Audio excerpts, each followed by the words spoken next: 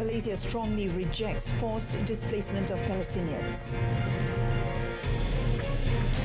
Philippine lower Congress endorses impeachment complaint against Sara Duterte.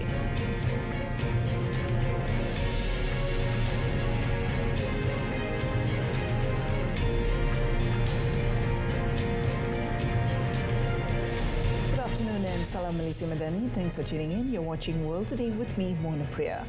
Malaysia has strongly rejected any plan that could lead to the forced displacement of Palestinians, calling it a violation of international law and multiple United Nations resolutions. In a statement on Thursday, Wisma Putra said any unilateral attempt, direct or indirect, to undermine Palestinian self-determination was unacceptable and would only prolong the conflict. In the statement, Malaysia reiterated its stance and solidarity with the people of Palestine. Wisma Putra said the only viable path to lasting peace and stability in the Middle East was through the establishment of an independent and sovereign state of Palestine, based on pre-1967 borders, with East Jerusalem as its capital. The government called on the international community to unite in pushing for a credible and permanent solution that is acceptable to Palestinians. In this regard, Malaysia echoed the resolution of the Extraordinary Arab Islamic Summit on the 11th November 2024, urging all nations that have yet to support the two-state solution to recognize the state of Palestine and support its full membership in the UN. In a related development, Saudi Arabia said on Wednesday it would not formalize relations with Israel without the establishment of a Palestinian state. The development comes following comments from Israeli Prime Minister Benjamin Netanyahu, who expressed optimism about the normalization of ties with the Gulf Kingdom. The Saudi Foreign Ministry said Saudi Arabia's position on the establishment of a Palestinian state is firm and unwavering. The statement reaffirmed the kingdom's unequivocal rejection of any infringement of the legitimate rights of the Palestinian people, whether through Israeli settlement policies, land annexation, or attempts to displace the Palestinian people from their land. The statement was posted shortly after Netanyahu said that Israel and Saudi Arabia establishing relations was not only feasible but also going to happen. The Israeli Prime Minister made the remarks at a joint news conference with US President Donald Trump in Washington, D.C. on Tuesday, following their meeting at the White House. Saudi Arabia does not recognize Israel, but since 2020 has been negotiating a rapprochement in exchange for a US defense pact and US help with a civil nuclear program. However, Riyadh paused tentative talks on the matter early in the Gaza conflict and hardened its rhetoric as the war continued. Meanwhile, United Nations Secretary-General Antonio Guterres told President Donald Trump on Wednesday to avoid ethnic cleansing in Gaza after the U.S. leader proposed that Palestinians resettle elsewhere and the United States take over the war-torn enclave. While Guterres did not mention Trump nor his Gaza proposal during his address, his spokesperson Stefan Dujarric said that it would be a fair assumption to view Guterres' remarks as a response. In the search for solutions, we must not make the problem worse. It is vital to stay true to the bedrock of international law. It is essential to avoid any form of ethnic cleansing. The United Nations has long endorsed a vision of two states living side by side within secure and recognized borders. Palestinians want a state in the West Bank, East Jerusalem, and Gaza Strip, all territory captured by Israel in a 1967 war with neighboring Arab states. Israel withdrew soldiers and settlers from Gaza in 2005. The territory has been ruled by Hamas since 2007, but is still considered to be under Israeli occupation by the United Nations. Israel and Egypt control access. An Argentinian presidential spokesperson said on Wednesday that Argentina will pull out of the World Health Organization, WHO, following United States President Donald Trump's executive order last month to pull the US out of the global health group. Trump, whose Argentina's libertarian president Javier Milei considers a close ally, moved to exit the organization on his first day in office on the 20th of January. Presidential spokesperson Manuel Ordini said Milei ordered Argentina's withdrawal because of deep differences regarding the WHO's management of health issues, notably the COVID-19 pandemic. He cited Argentina's months-long lockdown under the previous leftist government of President Alberto Fernandez. Trump similarly claimed the Global Health Agency had mishandled the COVID-19 pandemic and other international health crises, and that it required unfairly onerous payments from the United States, its biggest funder. The United States Federal Aviation Administration said the right wing of a Japan Airlines jet struck the tail of a Delta Airlines plane while the aircraft were taxiing at Seattle-Tacoma International Airport on Wednesday. The FAA paused some flights to the airport as a result of the incident that occurred around 10:40 a.m. local time. The agency said it will investigate the incident. It also said that there was minimal impact to airport operations as the incident occurred on a taxi lane. The Delta 737-800 with 142 passengers was bound for Puerto Vallarta and was waiting for dacing when it was struck by the Japan Airlines Boeing 7879 Dreamliner after it had landed from Tokyo. Delta said there were no reports of injuries and it will transfer passengers to another plane. Delta also said it will work with the FAA and others to investigate. The incident occurred exactly 1 week after a passenger plane and Army Black Hawk helicopter crashed mid-air near Washington, D.C., killing 67. Thailand on Wednesday suspended electricity supply to some border areas with Myanmar in an effort to thwart the operation of scam centers. Now, according to the United Nations, hundreds of thousands of people have been trafficked by criminal gangs and forced to work in scam centers and illegal online operations across Southeast Asia, including along the Thai-Myanmar border. มีสัญญาณเหล่านี้วันนี้เราตัดไฟไปแล้วนะครับอุปสรรคอาจจะมีการลดของกำลังไฟก็คือเราไม่มีจุดที่คนจะสามารถกล่าวหาได้ว่ามีความเกี่ยวข้องเรามีส่วนเกี่ยวข้องหรือสนับสนุนให้ก่อให้เกิดสิ่งที่ผิดกฎหมายแต่ถ้าเขาไปเอาซอสอื่นมาไปปั่นไฟเองไปอะไรมาอย่างวันนี้ในคำสั่งของสมช.เนี่ยมันรวมไปถึงการหยุดซัพพลายน้ำมันหยุดซัพพลายสัญญาณอินเทอร์เน็ตอะไรต่างๆแสดงว่าทั้งหมดนี่มันจะความเสียหายทั้งหมดจะไม่มีความเกี่ยวข้องจากวัตถุดิบของประเทศไทยแล้วนะครับ A 2023 UN report estimated the fast-growing operations generate billions of dollars annually. The UN Security Council's chief on Monday said evidence showed transnational crime syndicates operating in Myanmar's Talichek, Milwadi and Payatonzu, which are targeted areas where the power supply has now been suspended. The Philippine Lower House of Congress on Wednesday endorsed an impeachment complaint against Vice President Sara Duterte, the daughter of the country's firebrand former president, paving the way for a rare trial in the Senate.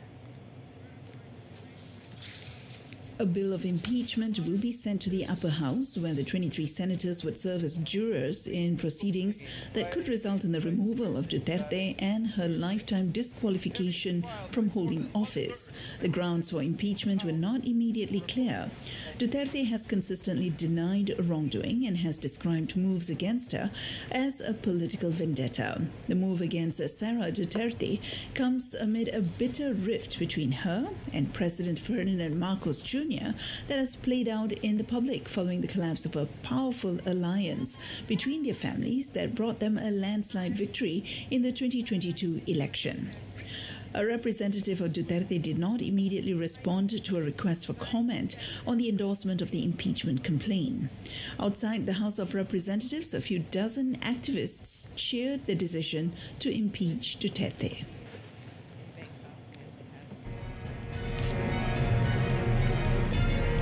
French Prime Minister Bayrou survives initial no-confidence vote. That and more coming up next.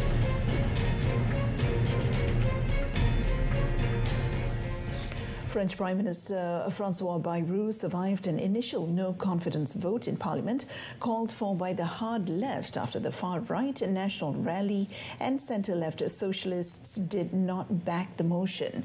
On Wednesday, 128 lawmakers voted in favour of the first motion, well short of the 289 votes that were needed. A second motion is set to be up for a vote later on Wednesday night, but is also expected not to pass. Far-left lawmakers have introduced two no-confidence motions against the Prime Minister after he invoked special constitutional powers to force through the 2025 budget. The tool, known as Article 49.3, allows the minority government to pass the legislation without a parliamentary vote. French socialists, who are part of the left-wing New Popular Front, NFP, chose to strike down the motion as a decision of responsibility in order to give France visibility and stability with the budget. Yohann Gillet, a lawmaker from the far-right National Rally, said the lack of coherence within the NFP, which submitted the motion and includes the socialists, prevented the censure from passing. Google parent company Alphabet has stopped making diversity and inclusion a workplace priority, according to a filing Wednesday with United States regulators. The internet giant's annual 10K report, filed with the Securities and Exchange Commission, SEC, no longer contained a commitment to workplace inclusion and diversity that had been there the prior year. Internally, Alphabet workers were given word that the company no longer had hiring goals based on race or gender. US President Donald Trump has repeatedly attacked diversity, equity and inclusion initiatives, issuing an executive order last month calling such programs illegal. The filing by Alphabet came a day after Google updated its principles regarding an artificial intelligence, removing vows not to use the technology for weapons or surveillance. The changes arrived just weeks after Google chief executive Sundar Pichai and other tech titans attended Trump's inauguration. Companies in the race to lead the burgeoning AI field in the United States now have fewer obligations to adhere to, such as being required to share test results, signaling the technology has serious risks to the nation, its economy, or its citizens. 2 million US federal workers face a Thursday deadline to quit with a guarantee of 8 months more paid work or risk being fired on the spot. This is part of President Donald Trump's so-called "a fork in the road" initiative, the most sweeping move against federal spending since he returned to office on the 20th of January. Employees agreeing to leave could be required to work right through the 8-month period. Failure to resign on Thursday may result in them being fired immediately without compensation. Labour groups derided the offer as fraught with legal issues and warned against taking it up.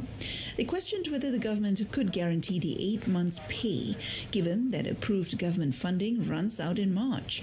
US media reported that some 20,000 employees, around 1% of the federal workforce, had accepted the deal by Wednesday, a fraction of the best expectations of 100,000. The AFG, the largest union for federal employees, representing 800,000 workers, is leading a lawsuit seeking to halt the deal. The complaint filed in federal court in Massachusetts casts doubt on assertions that workers would be free to look for other jobs during their deferment periods, citing ethics regulations. South Korea's defense and trade ministries said Thursday they had blocked DeepSeek's access to work computers following a request from the country's data watchdog for the Chinese AI startup to clarify how it manages user information. Now, DeepSeek launched its R1 chatbot last month, claiming it matches the capacity of artificial intelligence pace setters in the United States for a fraction of the investment. South Korea, along with countries such as France and Italy, have asked questions about DeepSeek's data practices, submitting a written request for information about how the company handles user information.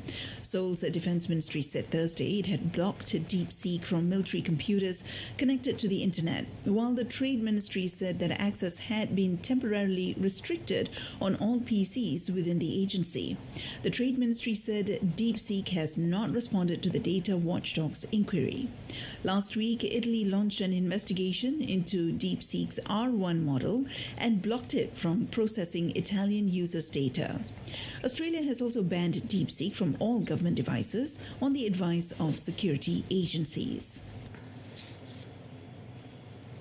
Russia said on Wednesday that its troops had repelled several Ukrainian offensives and taken control of Baranivka in the Donetsk region and Novovolinsk in Kharkiv settlements, while Ukraine said it had attacked an oil refinery in Krasnodar Krai, Russia.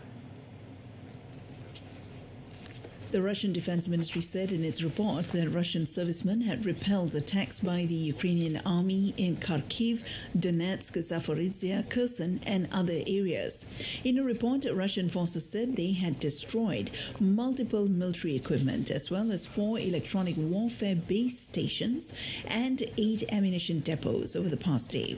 The Ukrainian Armed Forces General Staff reported on Wednesday that a total of 85 battles had occurred in the front line over the past day.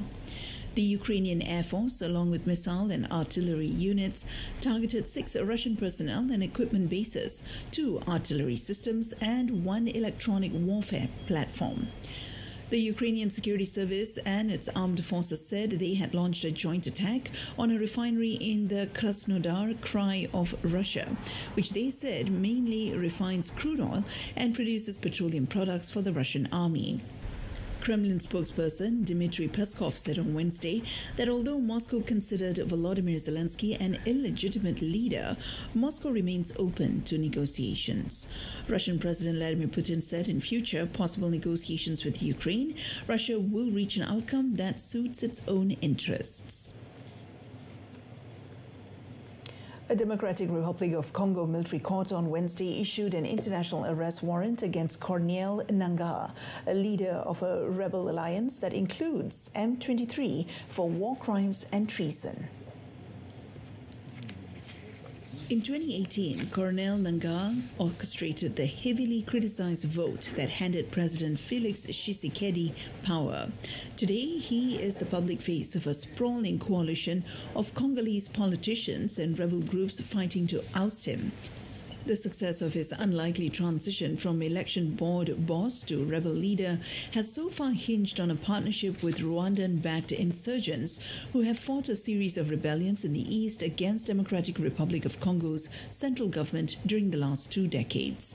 Over the years, these Tutsi-led groups have seized provincial border towns like Bukavu and Goma, where M23 rebels marched into on 27 January after a lightning advance that has forced thousands from their homes. Last year, a military court sentenced Nangaa to death in absentia for war crimes, insurrection and treason, and the government accused former President Joseph Kabila of backing his movement, something Kabila's coalition denied at the time.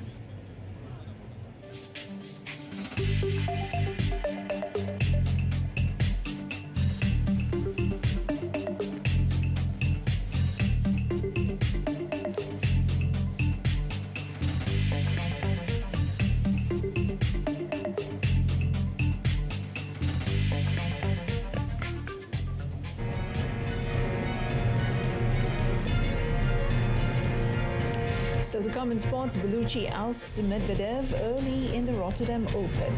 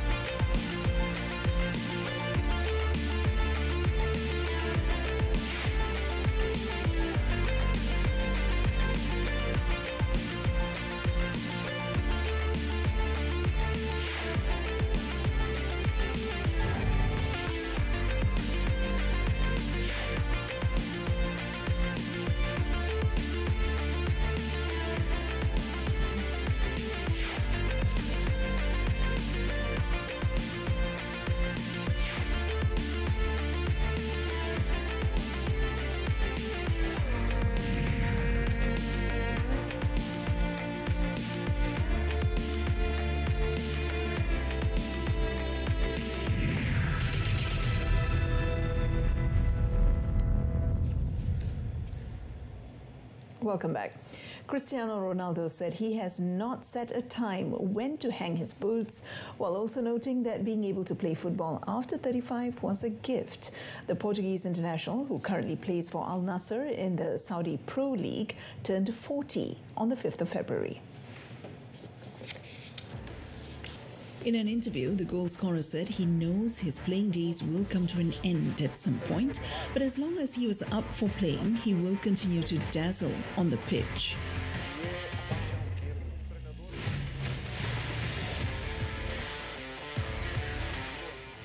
Se perguntasse há 10 anos atrás, eu diria que não. Eu já dizia-te que poderia jogar até os 34, 35, mas as coisas vão andando. Vamos viver o presente, o corpo ainda consegue responder. Eu acho que isso é o mais importante. Eu digo sempre aos meus amigos que a partir dos 35 jogar futebol já é um presente. He added that not winning the World Cup with Portugal never bothered him and took solace in having won the 2016 European Championship with his national team. He also noted that he is open to the possibility of playing for Portugal in his 6th World Cup if he were to be called up for the 2026 tournament.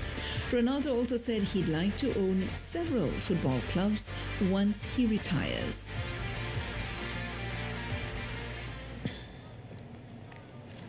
Cristiano Ronaldo fans gathered in Times Square on Wednesday to unveil the Portuguese forward's 12-foot-tall bronze statue, along with its creator, sculptor Sergio Funari.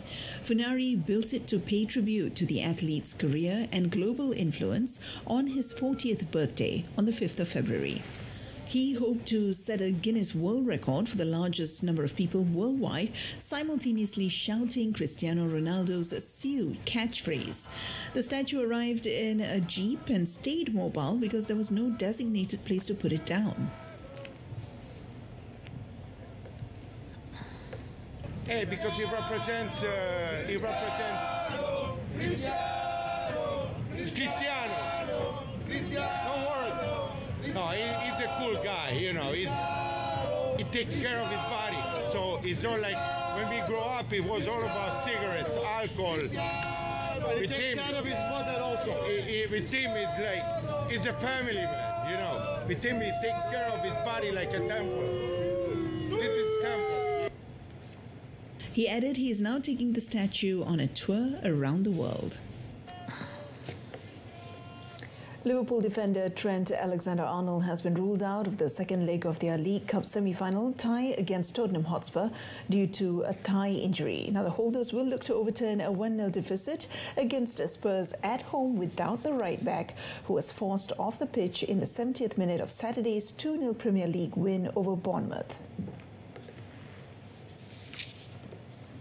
Yeah, I think you saw that he left the pitch with a bit of a pain in his leg, so that's why he misses the game tomorrow. But he's already on the pitch, not with the team, but with the rehab coach. So let's see how long it's going to take, but he will not be available tomorrow.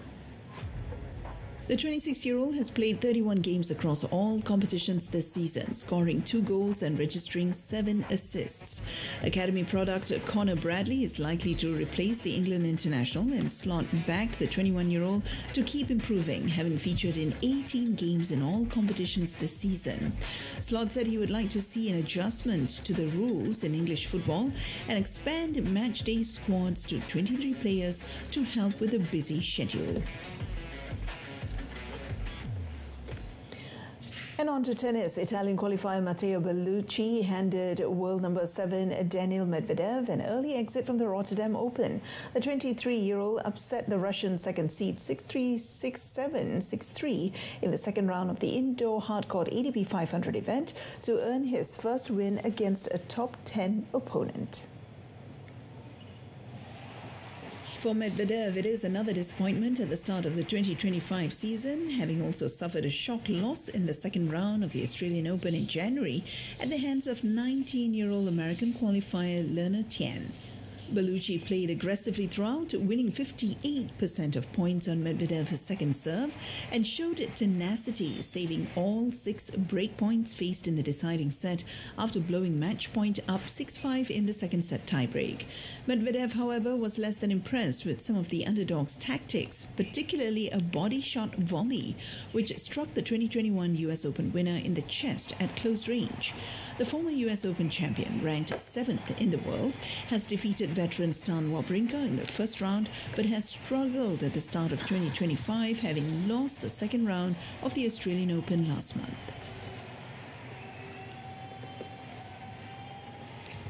Elsewhere, former world number 1 and 2-time Grand Slam winner Simona Halep announced her retirement from professional tennis on Tuesday after losing in the first round at a home event in Cluj. Halep, whose career stalled due to a doping ban that was reduced on appeal last year, lost 6-1, 6-1 to Italy's Lucia Bronzetti on her first match in 2025 before announcing her decision. The 33-year-old Romanian had delayed the start of her season due to pain in her knee and shoulder. Halep lost in the 3 Grand Slam finals before finally clinching her first major at the French Open in 2018 and went on to win Wimbledon the following year. She was provisionally suspended in October 2022 after she tested positive for roxadustat, a banned drug that stimulates the production of red blood cells, at the US Open that year. She was later banned for 4 years, a period which was cut to 9 months last March, following an appeal at the Court of Arbitration for Sport. Halep, who played only 4 tournaments over the last year, denied knowingly taking roxadustat, blaming contaminated supplements for her positive test. And on to MotoGP, reigning champion Jorge Martin fractured his hand and foot, which will both require surgeries, after a nasty crash in pre-season testing in Sepang yesterday, casting doubts on his title defense this season. Now, Martin, who made the switch from Pramac Racing to Aprilia, lost control of his bike on turn 2, where a high side launched the 27-year-old into the air before he landed hard on the tarmac. The Spaniard hit the track face first as his helmet shattered and the session was briefly red flagged. He was taken to the medical center by ambulance before being moved to the hospital for further checks. MotoGP in a statement said Martin had been diagnosed with a right hand fracture and fractures in his left foot. They added he will stay in hospital overnight and scheduled to fly back to Europe to undergo surgery on both his right hand and left foot. Martin won the 2024 title in the final race of the season, denying Francesco Bagnaia of Ducati a 3rd straight championship. Testing in Malaysia will run until Friday before they move to Thailand for further tests the following week. Martin has 3 weeks to recover before the first Grand Prix of the season at Thailand's Chang International Circuit from 28th February. And that wraps up World Today this time round. In our top story, Malaysia strongly rejects forced displacement of Palestinians. I'm Mohanapriya, Malaysia Madani. From the river to the sea, Palestine will be free. Thank you for your company.